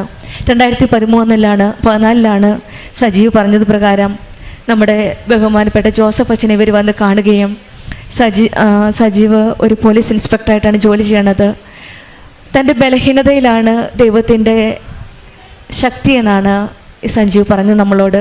ജോസഫിനെ അച്ഛനെ വന്ന് കണ്ടപ്പോൾ 2014 അച്ഛൻ പറഞ്ഞത് ഇങ്ങനെയാണ്: മക്കളെ, താമസിക്കും, പക്ഷെങ്കിൽ ചേർന്ന് നിൽക്കുക, എന്നോട് ചേർന്ന് നിൽക്കുക. ഈ സ്ഥാപനത്തിൽ തുടർച്ചയായിട്ട് വീണ്ടും വീണ്ടും ഇവർ ചേർന്ന് നിൽക്കുകയായിരുന്നു. ഇവിടെ എന്നോട് ചേർന്ന് നിൽക്കുക എന്ന് പറഞ്ഞാൽ പ്രത്യക്ഷപ്പെട്ട പരിശുദ്ധ അമ്മയുടെ സാന്നിധ്യമാണിത്. പരിശുദ്ധ അമ്മയോട് ചേർന്ന് നിന്നാണ് ഇവർ ചേർന്ന് നിന്നുകൊണ്ട് പ്രാർത്ഥിച്ചതിൻ്റെ ഫലമായിട്ടാണ് ഇന്ന് ഈ കുഞ്ഞുമായിട്ട് ഇവർ പരിശുദ്ധ അമ്മയുടെ പ്രത്യക്ഷീകരണത്തിൻ്റെ സാക്ഷിയായിട്ട് അമ്മയുടെ സാന്നിധ്യത്തിൽ വന്ന് നിൽക്കുന്നത്. വിശ്വാസത്തോടെ പ്രാർത്ഥിക്കുന്നതെല്ലാം നിങ്ങൾക്ക് ലഭിക്കുമെന്നാണ് മത്തായിയുടെ സുവിശേഷം 21-ാം അധ്യായം 22-ാം വചനം പറയുന്നത്. പരിശുദ്ധ അമ്മയാണ് നമ്മളെ യേശുവിൽ ചേർത്ത് നിർത്താൻ പഠിപ്പിക്കുന്നത്. കൃപാസനം അമ്മയുടെ ഇടപെടൽ വഴിയാണ് നാം ഈശോയെ കൂടുതൽ ആഴത്തിൽ അറിയുവാനും അനുഭവിക്കാനും സാധിക്കുന്നത്. ഈശോയിൽ നിലനിന്നുകൊണ്ട് വചനത്തിൽ ജീവിച്ചുകൊണ്ട് വിശ്വാസത്തോടെ ചോദിച്ചപ്പോഴാണ് ഈ മക്കൾക്ക് ഇവർക്കൊരു കുഞ്ഞിനെ നൽകിയത്.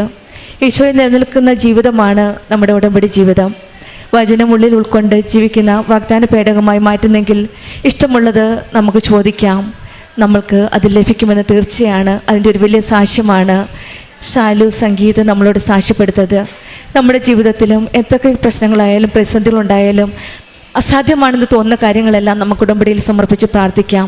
ഈ മകൾ പറഞ്ഞതുപോലെ തന്നെയാണ് ഓരോ കാര്യങ്ങളും ഇഷ്ടമുള്ളത് എന്തു വേണമെങ്കിലും ചോദിച്ചു കൊള്ളുക എന്നാണ്. ഈ മക്കൾക്ക് രോഗസൗഖ്യം ലഭിച്ചതും 13 വർഷം കഴിഞ്ഞാണ്. 13 വർഷത്തിന് ശേഷമാണ് ഈ കുഞ്ഞുമായിട്ട് ഇന്ന് പരിശുദ്ധ അമ്മയുടെ സന്നിധിയിൽ വന്ന് നിൽക്കുന്ന സമയത്തിന് മേൽ അധികാരമുള്ള അമ്മയാണ് കുഞ്ഞിനെ നൽകി അനുഗ്രഹിക്കുന്നത്. പിന്നീട് ഒരു കോംപ്ലിക്കേറ്റഡ് ടൈമായിരുന്നു ഡെലിവറി കഴിഞ്ഞതിന് ശേഷവും. അവിടെയും അമ്മയുടെ ഇടപെടൽ സാന്നിധ്യം മനസ്സിലാക്കിയത് സമുദ്രത്തിൽ ചെളിയിൽ പൊങ്ങി വരുന്ന അമ്മയാണ്. മക്കൾക്ക് ഇനിയൊന്നും ഇല്ല എന്നുള്ള ഒരു വെന്റിലേറ്ററിൽ കിടന്ന സാഹചര്യം വന്നപ്പോഴും അമ്മ ഈ മകൾക്ക് സാഹചര്യം, സാന്നിധ്യവും സാമീപ്യവുമാണ് മനസ്സിലാക്കി കൊടുത്തത്. സമുദ്രത്തിൽ ചെളിയിൽ പൊങ്ങുന്ന അമ്മയെ കണ്ടപ്പോൾ ഓക്കെ എല്ലാ പ്രതിസന്ധികളും തരണം ചെയ്ത് മുന്നോട്ട് പോകാനുള്ള ശക്തിയാണ് ഈ മകൾക്ക് കൊടുത്തത്. കൃപാസനം മാതാവിനോട് മാത്രം പ്രാർത്ഥിച്ചതിൻ്റെ പ്രത്യക്ഷീകരണത്തിന് മാത്രം ഒരു സാക്ഷിയായിട്ടാണ് നിൽക്കുന്നതെന്നാണ് ഈ മോളെ സാക്ഷ്യപ്പെടുത്തിയത്. നമ്മുടെ ജീവിതത്തിലും എത്രയൊക്കെ പ്രശ്നങ്ങളും പ്രതിസന്ധികളും ഉണ്ടായാലും ഈശോയുടെ അമ്മയോടും ചേർന്ന് നിൽക്കാം. നമ്മുടെ ജീവിതത്തിൽ ദൈവവചനം കേട്ട് അത് പാലിക്കാനും അമ്മയെപ്പോലെ ദൈവവചനം ഉൾക്കൊണ്ട് വാഗ്ദാന പേടകമായി മാറാനും നമുക്കും കഴിയട്ടെ എന്ന് പ്രാർത്ഥിച്ചുകൊണ്ട് വിശ്വസ്തയോടെ വിശ്വാസത്തോടെ ഉടമ്പടി ജീവിതം നമുക്ക് മുന്നോട്ട് നയിക്കാം. ഷാലു സംഗീതനും കുടുംബത്തിനും ലഭിച്ച ഈ വലിയ അനുഗ്രഹങ്ങൾക്ക് നമുക്ക് കരങ്ങളടിച്ച് ദൈവത്തെ മഹത്വപ്പെടുത്താം. യേശുവേ നന്ദി, യേശുവേ സ്തുതി, ആവേ മരിയ. ശുദ്ധ ദൈവപിതാവിനും പുത്രനായ ഈശോയ്ക്കും പരിശുദ്ധ അമ്മയ്ക്കും സ്തുതിയായിരിക്കട്ടെ. എൻ്റെ പേര് മേരി ജെയിൻ. ഞാൻ 2019 ആദ്യമായി ഇവിടെ വന്ന് ഉടമ്പടി എടുത്തത്. അന്ന് മുതൽ ഇന്ന് വരെ ഞാൻ ഉടമ്പടിയിലാണ് ജീവിക്കുന്നത്. ഇത് എൻ്റെ 16ാമത്തെ ഉടമ്പടി പുതുക്കലാണ്. ഞാൻ ഈ നാളെത്രയും എനിക്ക് ഈ ഉടമ്പടികളിലൂടെ ലഭിച്ച അനുഗ്രഹങ്ങളാണ് ഞാൻ ആദ്യം പറയുന്നത്. വെഞ്ചിരിച്ച ഉടമ്പടി ഉപ്പ് ഉപയോഗിച്ച് ലഭിച്ച അനുഗ്രഹമാണ് ഞാൻ ആദ്യം സാക്ഷ്യപ്പെടുത്തുന്നത്. ഞങ്ങളുടെ വീട് റോഡരികിലാണ്. കാണ പോകുന്നതിന് കുറച്ച് താഴെയാണ് ഞങ്ങളുടെ റോഡ് സ്ഥിതി ചെയ്യുന്നത്. അതുകൊണ്ട് തന്നെ മഴ പിടിച്ചു കഴിയുമ്പോൾ കാണയിൽ വെള്ളം നിറയുകയും ഞങ്ങളുടെ റോട്ടിലേക്ക് ഇത് വലിയ പ്രവാഹമായിട്ട് ഒഴുകി വരികയും ഈ മലിനജലം ഞങ്ങളൊരു 10 വീട്ടുകാരുണ്ട് അവിടെ എല്ലാവരുടെയും വീടുകളിൽ തന്നെ ഇത് കയറി ഭയങ്കരം അവിടെ നിന്ന് മാറി താമസിക്കേണ്ടി വരികയും ചെയ്യുന്നു. ഞങ്ങൾ ആലുവയിലെ പറവൂർക്കവലയിലാണെങ്കിലും ഈ പ്രശ്നം ഞങ്ങളെ വലുതായി അലട്ടിക്കൊണ്ടിരിക്കുന്നു. ഞങ്ങളവിടെ വീട് വാങ്ങി താമസിക്കുന്നത് 1992 മുതൽ താമസിക്കുന്നതാണ്. ഈ നാളത്രയും കഴിഞ്ഞ വർഷം ഭയങ്കരമായ വെള്ളം, ഒരുപാട് മഴ തോരാതെ പെയ്തുകൊണ്ട് ഭയങ്കര പ്രശ്നമായി. വെള്ളം എല്ലായിടത്തും കയറി. അത് ഈ മലിനജലമാണ് കയറുന്നത്. അതിന് ഒരു പരിഹാരമില്ലാതെ വിഷമിച്ച് ഏറ്റവും അവസാനം ഞങ്ങൾ കളക്ടറുടെ പ്രത്യേക അനുവാദം വാങ്ങി കാണയിലേക്ക് വെള്ളം ഒഴുകിപ്പോകുന്ന ഒരു വഴിയുണ്ട്. അത് തുറന്നു നോക്കാൻ ഓർഡർ ഇട്ട് അവിടെ ചെന്ന് തുറന്നു കഴിഞ്ഞപ്പോൾ ഈ കേബിളുകൾ, ഫോണിൻ്റെ കേബിളുകളെല്ലാം പോയിട്ട് അതിലൂടെ ഒരു തുള്ളി വെള്ളം പോലും അങ്ങോട്ട് പോകുന്നില്ല. അപ്പം റോഡിൻ്റെ അപ്പുറത്തെ സൈഡ് അവർ പോയി തുറന്നു. അവിടെയും അത് തന്നെ സ്ഥിതി. അവർ ക്ലീൻ ചെയ്യാമെന്ന് പറഞ്ഞ് ഈ തുറന്നതെല്ലാം മൂടാൻ തുടങ്ങിയാണ്. അപ്പം ഞാൻ ഈ ഉടമ്പടിയിലായിരിക്കുമ്പോൾ എവിടെ പോയാലും എൻ്റെ കയ്യിൽ ഉടമ്പടി ഉപ്പുണ്ടാകും. ഞാൻ എൻ്റെ കയ്യിൽ അതെടുത്തിട്ടുണ്ടായിരുന്നു. എനിക്ക് ഭയങ്കര സങ്കടമായി. അവരത് മൂടിക്കഴിഞ്ഞ് പോയാൽ എന്തു ചെയ്യും? ഞാൻ ഉടനെ തന്നെ എൻ്റെ കയ്യിൽ നിന്ന് എൻ്റെ കൂടെ താമസിക്കുന്നവരൊക്കെ ഉണ്ട്, അവരുടെ മുന്നിൽ ഞാൻ ഈ ഉടമ്പടി ഉപ്പെടുത്തിട്ട് അതിലിട്ട് അമ്മയോട് പ്രാർത്ഥിച്ചു. അമ്മ ഇവരിത് അടക്കുകയാണ്, പക്ഷേ അമ്മ എന്തെങ്കിലും ഒരു വഴി തന്നിട്ട് ഈ മലിനജലം ഞങ്ങളുടെ വീടുകളിലേക്ക് ഇനി കയറാൻ പാടില്ലെന്ന് പ്രാർത്ഥിച്ചു. ഞാൻ അവിടെ നിന്ന് പോന്നു. പിറ്റേ ദിവസം ആണ് ഞങ്ങൾക്ക് ഒരു കാര്യം ശ്രദ്ധയിൽപ്പെടുന്നത്. കാണയിലൂടെയല്ല ഈ വെള്ളം റോട്ടിലേക്ക് ഇറങ്ങണത്, മെയിൻ റോട്ടിൽ നിന്ന് തന്നെ ഇങ്ങോട്ട് ഇറങ്ങുകയാണെന്നുള്ളത് അന്നേരമാണ് മനസ്സിലായത്. ഇത്ര നാൾ ഞങ്ങൾക്കത് മനസ്സിലായില്ലായിരുന്നു. അത് കണ്ടപ്പോൾ വേഗം അവിടെ അതിൻ്റെ ഫ്രണ്ടിൽ ഒരു ഹമ്പ് ഉണ്ടാക്കി. ഇപ്പോൾ മഴ പെയ്താൽ ഒരു തുള്ളി വെള്ളം ഞങ്ങളുടെ റോട്ടിലേക്ക് ഇറങ്ങില്ല. അതുപോലെ തന്നെ മുനിസിപ്പാലിറ്റി അത് വലിയ കാര്യമായിട്ട് എടുക്കുകയും ഞങ്ങളുടെ ആ വഴിയിലെ ഒരു 3 മഴക്കുഴികൾ ഉണ്ടാക്കി തന്ന് ആ പ്രശ്നം ഒരു വലിയ പരിഹാരം കിട്ടി. ഞങ്ങൾക്ക് അനുഗ്രഹമായി. എൻ്റെ കൂടെയുള്ളവർക്കും വിശ്വാസമായി. ഉടമ്പടി ഉപ്പ് നമ്മൾ വിശ്വാസ പ്രമാണം ചൊല്ലിയിടുമ്പോൾ അവിടെ അമ്മ തന്നെയാണ് സന്നിഹിതയാവുന്നത്. അച്ഛൻ പറഞ്ഞതുപോലെ, അച്ഛൻ ഉടമ്പടി ക്ലാസ്സിൽ ഇന്നത്തെ ക്ലാസ്സിൽ പറഞ്ഞ പോലെ ഇതെങ്ങനെ പരിഹരിക്കാമെന്നുള്ള ജ്ഞാനം അമ്മയ്ക്കാണുള്ളത്. അമ്മ അത് ചെയ്യും. അതുപോലെ തന്നെ വേറെ ഈ അടുത്ത് തന്നെ ഉണ്ടായത്, ഞങ്ങളുടെ കാറ് ലോണിലാണ് 2016 വാങ്ങിയത്. ലോൺ ക്ലോസ് ചെയ്യുമ്പോൾ നമ്മൾ നോ ഒബ്ജക്ഷൻ സർട്ടിഫിക്കറ്റ് വാങ്ങിക്കണം. ഹൈപ്പോത്തിക്കേഷൻ ക്യാൻസൽ ചെയ്യണമെങ്കിൽ അത് വേണം എന്നറിയാൻ പാടില്ലായിരുന്നു. ഞാനത് വാങ്ങിയില്ലായിരുന്നു. എൻ്റെ ഹസ്ബൻഡ് ഇവിടെ ഇല്ലായിരുന്നു, ജോലി ചെയ്തിരുന്നത് പുറത്തായിരുന്നത് കൊണ്ട് എനിക്കറിയില്ലായിരുന്നു, ഞാൻ വാങ്ങിയില്ല. ഇപ്പോഴത് ടെസ്റ്റിൻ്റെ സമയമായപ്പോഴാണ് ഇത് എടുക്കുന്നത്. അപ്പോൾ ഇത് വാങ്ങാൻ വേണ്ടി ബാങ്കിൽ ചെന്ന് കഴിഞ്ഞപ്പോൾ 10 വർഷമായി ആ ബാങ്ക് അവിടെ നിന്ന് മാറി. ആ മാനേജർ പറഞ്ഞു എനിക്കിത് തരാൻ പറ്റില്ല, ഇനി ഇതിൻ്റെ ഒരു സെക്ഷൻ ഉണ്ട്, ഇതിൻ്റെ ഹെഡ് ഓഫീസിലേക്ക് ഒരു ആപ്ലിക്കേഷൻ അയക്കാം, അവർ പറയണത് പോലെ ചെയ്യാൻ പറ്റുള്ളൂ എന്ന് പറഞ്ഞ്. അപ്പം ഈ ഇത് ഞാൻ പറഞ്ഞപ്പോൾ തന്നെ ആൾക്കാർ പറഞ്ഞു ഇത്രയും നാളായിട്ട് വാങ്ങിയില്ലേ എന്ന് പറഞ്ഞപ്പോൾ തന്നെ ഇതൊരു ഗൗരവ വിഷയമാണെന്ന് എനിക്ക് മനസ്സിലായി. ഞാൻ എൻ്റെ കയ്യിൽ എൻ്റെ ഉടമ്പടി ഉപ്പെടുത്തിട്ടുണ്ടായിരുന്നു. ഞാൻ പോണ വഴിയിൽ ആ സ്റ്റെയർ കേസിൻ്റെ സൈഡുകളിലൊക്കെ ഇട്ട് മാനേജറിൻ്റെ അടുത്ത് ചെന്നപ്പോൾ അയാൾ ഭയങ്കര സീരിയസ് ആയിട്ട് എന്നെ നോക്കണമില്ല ഒന്നുമില്ല. കുറേ 1 മണിക്കൂർ ഞാൻ അവിടെ വെയിറ്റ് ചെയ്തു. അതിനുശേഷം ഞാൻ ചെന്ന് കഴിഞ്ഞപ്പോൾ അയാൾ പറഞ്ഞു ഇത് എനിക്ക് പറ്റൂല എന്ന്. അപ്പോഴാണ് എന്നോട് പറയണത്. അങ്ങനെ ഞാൻ ഈ ഉടമ്പടി ഉപ്പ് അവിടെ വിശ്വാസ പ്രമാണം ചൊല്ലിയിട്ട് പ്രാർത്ഥിച്ചിട്ട് പോന്നു. 2 ദിവസം കഴിഞ്ഞ് ഞാൻ ആ മാനേജറെ വിളിച്ചു, സാറേ എൻ്റെ ആപ്ലിക്കേഷൻ അയച്ചോ എന്നറിയാൻ. അപ്പോൾ ആ സാർ എന്നോട് വളരെ സൗമ്യമായി പറയണം, ഞാൻ തന്നെ അത് എഴുതിത്തരാം, നിങ്ങൾ ആ ബാങ്കിൻ്റെ പാസ്ബുക്ക് ക്ലോസ് ചെയ്തതൊന്ന് കൊണ്ടുവന്നാൽ മതിയെന്ന്. അങ്ങനെ അന്ന് തന്നെ ആ സാർ അത് എനിക്ക് ഒപ്പിട്ട് തരികയും ആ പ്രശ്നം അവിടെ പരിഹരിക്കുകയും ചെയ്തു. അത് ഈ ഉടമ്പടി ഉപ്പ് ഞാൻ പറഞ്ഞില്ല, വിശ്വാസ പ്രമാണം ചൊല്ലി നമ്മൾ എവിടെ ഇട്ടാലും ഉടമ്പടിയിൽ ജീവിക്കുന്നവർക്ക് മാതാവ് നമ്മൾക്കതിന് അനുഭവം തരും. 2ാമത്തെ തെളിവ് ആണത്. അതുപോലെ ഉടമ്പടി തൈലം എൻ്റെ ഈ വലത് പിരികത്തിൻ്റെ മുകളിലൊരു വെളുത്ത പാട് 2 ചുറ്റിനും വരാൻ തുടങ്ങി. അപ്പം ഞാൻ സ്കിൻ ഡോക്ടറിൻ്റെ അടുത്ത് ചെന്നപ്പോൾ അയാൾ ഒരു ഓയിൽമെൻറ്റ് തന്നിട്ട് പറഞ്ഞു ഇത് പാണ്ടല്ല, അങ്ങനെയാണ് പറഞ്ഞത് അയാൾ. അങ്ങനെ പറഞ്ഞു.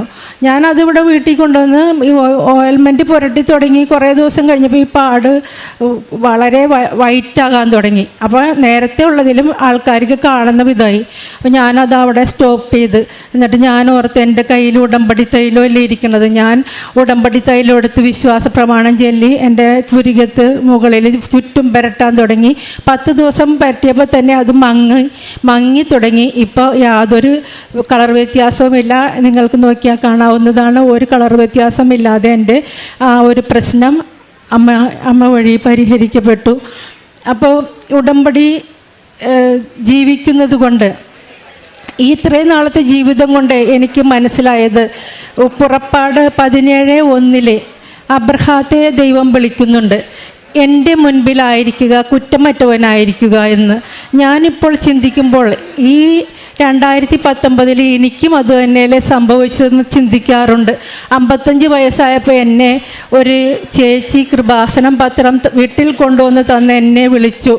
അത് വിളിച്ചത് ഇതിനാണ്, എൻ്റെ മുൻപിലായിരിക്കാനും കുറ്റമറ്റവനായിരിക്കാനുമാണ്. അതാണ് എനിക്കിപ്പോൾ ഫീൽ ചെയ്യുന്നത്. ഇടത്തോട്ടും വലത്തോട്ടും തിരിഞ്ഞ് വഴിതെറ്റി നടന്നിരുന്ന ഞാൻ ഇന്ന് ഈശോയുടെ മുൻപിൽ ജീവിക്കാൻ എനിക്ക് സാധിക്കുന്നു. ഞാൻ എൻ്റെ 2 ആഴ്ച കൂടുമ്പോൾ എൻ്റെ കുമ്പസാരം ഞാനെല്ലാം കൃത്യമായി നടത്തും. എല്ലാ ദിവസവും ഞാൻ കുർബാന അർപ്പിക്കും. കൂടെയല്ല ചെയ്യണം, അർപ്പിക്കുകയാണ്. ഇപ്പോൾ അനുഭവമാണ് എനിക്ക് പരിശുദ്ധ കുർബാന. അത് ഞാൻ എല്ലാ ദിവസവും ചെയ്യുന്നു. പിന്നെ എൻ്റെ സഹോദരങ്ങളെ, നിങ്ങൾ ഉടമ്പടിയിലായിരിക്കുന്നവർ കേൾക്കുന്നെങ്കിൽ നിങ്ങൾ എല്ലാ ദിവസവും അച്ഛൻ്റെ ഒപ്പം അനുഗ്രഹ പ്രാർത്ഥന കൂടണം. കാരണം അത് ഒരു വലിയ അനുഗ്രഹമാണ്.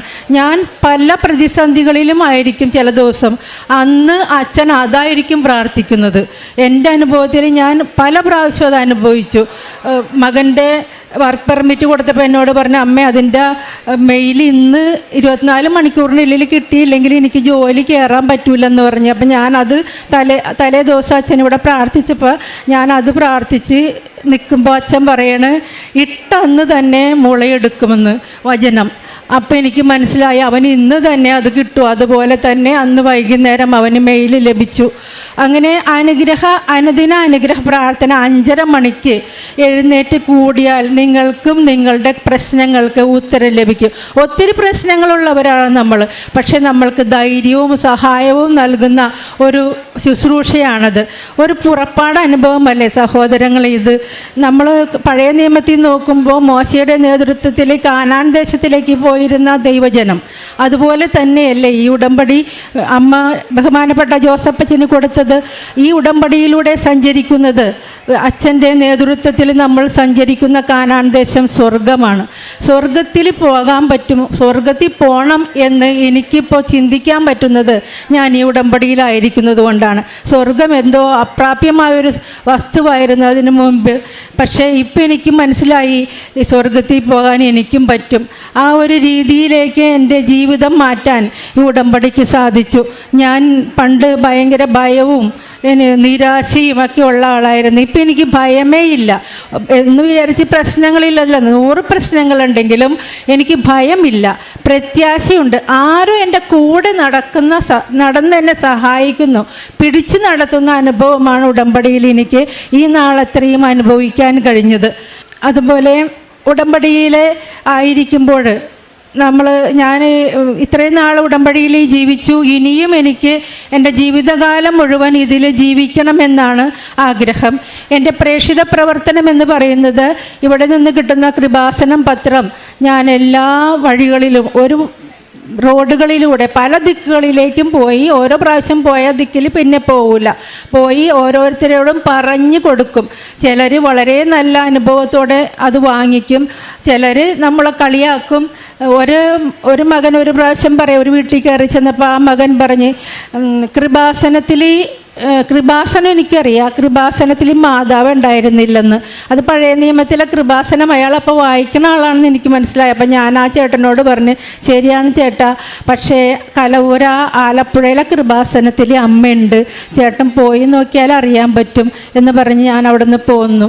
അതുപോലെ ഒരു പ്രാവശ്യം ഒരു ചെറിയ യുവാവ് എൻ്റെ അടുത്ത് വന്ന് പറഞ്ഞു, ചേച്ചി എനിക്കൊരു 6 പേപ്പർ തന്നെ, കാരണം എൻ്റെ കൂട്ടുകാർക്കൊക്കെ ഇത് കിട്ടാൻ വളരെ ബുദ്ധിമുട്ടാണെന്ന് പറഞ്ഞിട്ട് ഞാൻ 6 പേപ്പർ അവർക്ക് കൊടുത്തു. അതുപോലെ നല്ല അനുഭവവും ചീത്ത അനുഭവവും കളിയാക്കലും പലതും കേൾക്കാറുണ്ട്. പക്ഷെ അതൊന്നും എനിക്കൊരു വിഷയമല്ല. ആദ്യം ഞാൻ ഇതെങ്ങനെ കൊടുക്കുമെന്ന് ഓർത്തിരുന്ന ഞാൻ ഇന്ന് ഒരു ഉടമ്പടിയിൽ 9 കെട്ട് പേപ്പർ മിനിമമാണ്, അത് 11ഉം 20ഉം കെട്ടും വരെ കൊടുത്ത ഉടമ്പടികൾ എനിക്കുണ്ടായിട്ടുണ്ട്. ഞാൻ കന്നഡയിലും ഇംഗ്ലീഷിലും ഒക്കെ പേപ്പർ കൊടുത്തിട്ടുണ്ട്. കന്നഡയിൽ മോൻ പഠിച്ചിരുന്ന സമയത്ത് അവിടെയുള്ള പേപ്പർ കന്നഡ പള്ളികളിലും ആൾക്കാർക്കും ആശുപത്രികളിലൊക്കെ കൊടുത്തിട്ടുണ്ട്, ഇംഗ്ലീഷിലും കൊടുത്തിട്ടുണ്ട്. എനിക്ക് അതൊരു വലിയ ഇപ്പം ഇന്ന് ഇവിടെ നിന്ന് പേപ്പർ വാങ്ങിയാൽ ഞാൻ നാളെ തന്നെ അത് കൊടുക്കാൻ ഇറങ്ങിയാണ്, ബാക്കി കാര്യം അവിടെ കിടക്കും.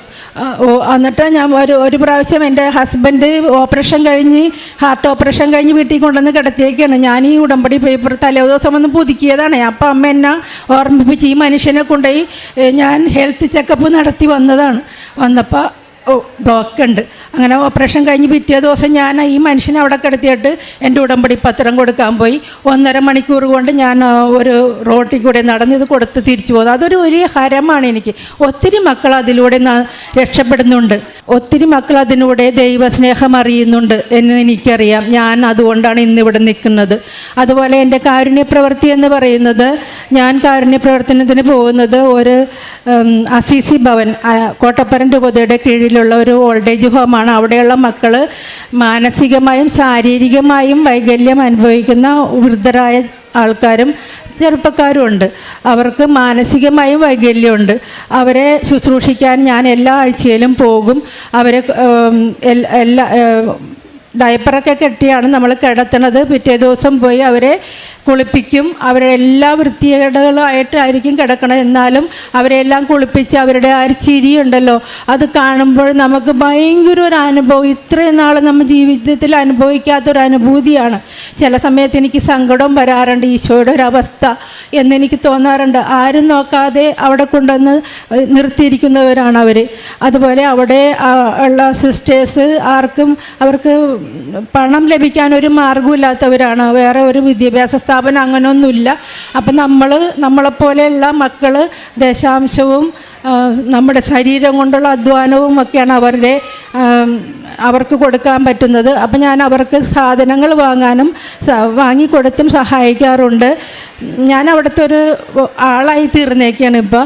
എൻ്റെ ഹസ്ബൻഡും എൻ്റെ കൂടെ വരും, എൻ്റെ മോനുണ്ടായിരുന്നപ്പോൾ അവനും വരും. ഞങ്ങൾ കുടുംബത്തോടെ അവിടെ ശുശ്രൂഷ ചെയ്യുന്നവരാണ്.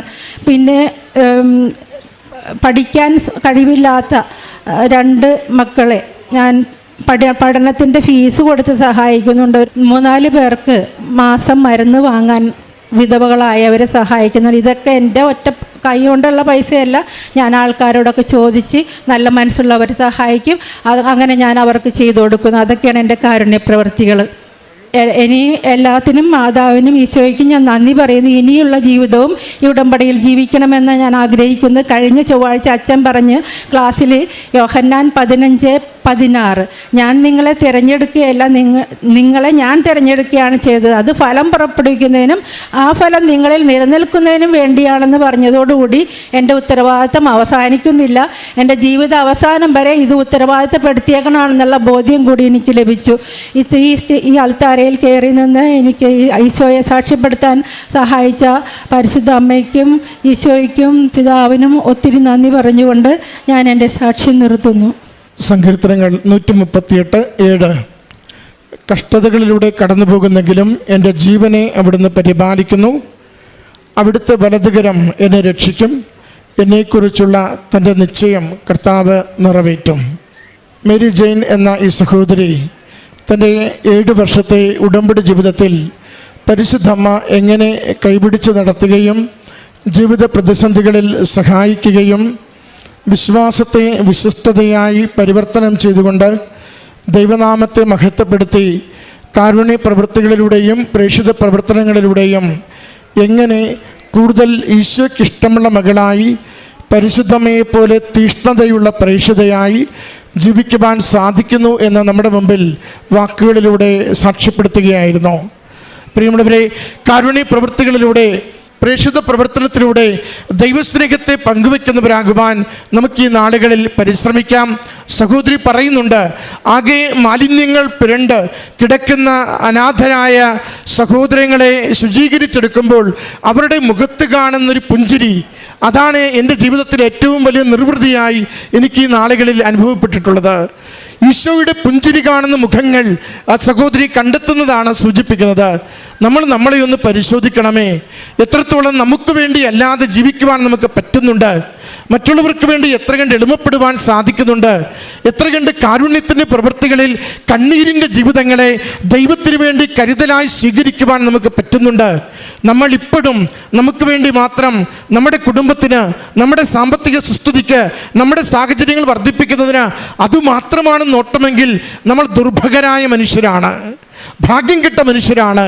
കാരണം ദൈവം നൽകിയ വലിയൊരു ലോകത്തെ കാണുവാൻ കഴിവില്ലാതെ ജീവിക്കുന്നവരാണ്. അതുകൊണ്ട് ഉടമ്പടി ജീവിതം ദൈവാത്മാവിനെ നമുക്ക് പങ്കുവയ്ക്കുന്ന പ്രവൃത്തിയാണ്. ദൈവാത്മാവിൻ്റെ തീഷ്ണതയിൽ ലോകത്തിൽ ദൈവത്തിന് വേണ്ടി ജീവിക്കുന്നവരാവുക. ദൈവാത്മാവിൻ്റെ പ്രചോദനത്തിൽ എളിയവർക്ക് വേണ്ടി വലിയ ശുശ്രൂഷ ചെയ്യുവാൻ, നമുക്കുള്ളത് പങ്കുവയ്ക്കുവാൻ സന്മനസ്സുള്ളവരാവുക. അതാണ് ഉടമ്പടിയിലൂടെ നമ്മളെ കരുത്തരാക്കുന്നത്. അതാണ് ഉടമ്പടി കത്തുന്നതിന് നമുക്ക് വേഗത്തിൽ കാരണമാകുന്നതും. നിങ്ങൾ വലിയ നിയോഗങ്ങൾക്ക് വേണ്ടി അമ്മയുടെ അരികിൽ എഴുതി സമർപ്പിച്ചിട്ടുണ്ടോ? നിങ്ങൾ വലിയ തീഷ്ണതയോടുകൂടി കാരുണ്യ പ്രവൃത്തികളും പ്രേക്ഷിത പ്രവർത്തനങ്ങളും ചെയ്യുക. സമയ ചുരുക്കത്തിന് അമ്മ വലിയ പ്രയാസങ്ങൾ നിമിഷ നേരങ്ങൾക്ക് മാറ്റിത്തരുന്നത് അനുഭവിക്കുവാനാവും. അതുകൊണ്ട് ഉടമ്പടി ദൈവത്തിന് പ്രഥമ സ്ഥാനം കൊടുത്ത് ദൈവത്തിൻ്റെ സ്വന്തമാണ് നമ്മളെന്ന് ലോകത്തോട് സധൈര്യം പറയുന്ന ജീവിതക്രമമാണ്. അതിന് നമ്മളെ സഹായിക്കണമേ എന്ന് പ്രാർത്ഥിച്ചുകൊണ്ട് ഈ കുടുംബത്തിനും ഈ സഹോദരിക്ക് ലഭിച്ച അനുഗ്രഹങ്ങൾക്കും ആത്മീയ ബോധ്യങ്ങൾക്കും അമ്മ മാതാവിനും തിരുക്കുമാരനും നന്ദി പറഞ്ഞുകൊണ്ട് കരങ്ങളടിച്ച് ഈ സാക്ഷ്യം സമർപ്പിക്കാം.